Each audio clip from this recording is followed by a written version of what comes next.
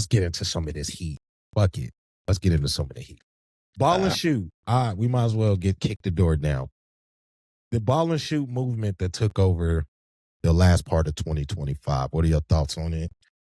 Why do you feel like it's so polarizing?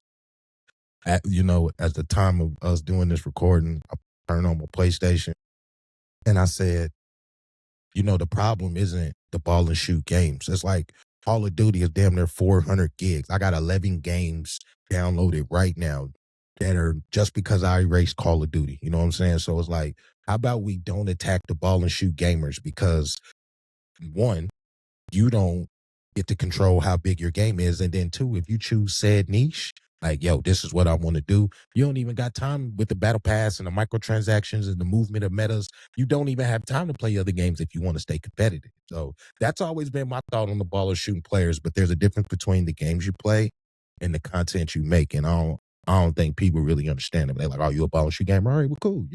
I'll accept that title. So the ball and shoot thing is funny because I think it's gotten a little out of hand, and the creator of it, Black Hokage, his initial thought process is like, and he explained this. If you're somebody who just plays ball and shoot games or Call of Duty or 2K and those are your favorite games and that's all you do, he's not talking to you. He's talking about like the creator, like the Warzone guys, the Nick Mercs, the guys who are only playing like Call of Duty or FIFA or Madden. And then at the end of the year, when Game of the Year comes out, they're like, yo, what's up with this stupid shit winning Game of the Year? I never heard of that. And so I think it has gone from, it's lost the context and the nuance. Yeah, it's funny and people are just saying ball and shoot. Or he's aiming that at a specific person you're only playing your game and then you're trying to critique things that you haven't played. And I think that part got lost in translation. So I'm not mad at the initial how it started. I do think it's just kind of drug on. I'm somebody who, was a ball and shoot guy for a long time. And it was because when I was coming up, I wasn't getting games all year round. I got games twice, birthday, Christmas. So naturally, I had to get something that lasted. Because if I got a single player game, once I beat it, I'm like, yo, can I get another game? Nah, you better beat it again. So what did I play? I played Call of Duty. I played 2K. Those are two games that I could play online with my buddies from school. And those games, if I bought them in October or November, and they used to come out, they would last me until the following October and November.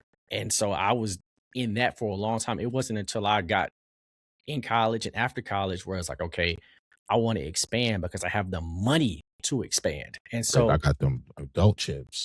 Yeah, you got adult money. Now you can start expanding, and I started, getting into more stuff. But I don't have a real issue with ball and shoot gamers because I think that it's really realistic. And I think that sometimes gamers, we forget how niche this shit is. Like a lot of these people forget that gaming it's more popular than ever, but it's still niche as fuck. Like it's most people, and again, if you don't have a diverse circle, you wouldn't know. Most of my circle is not deep into games like me.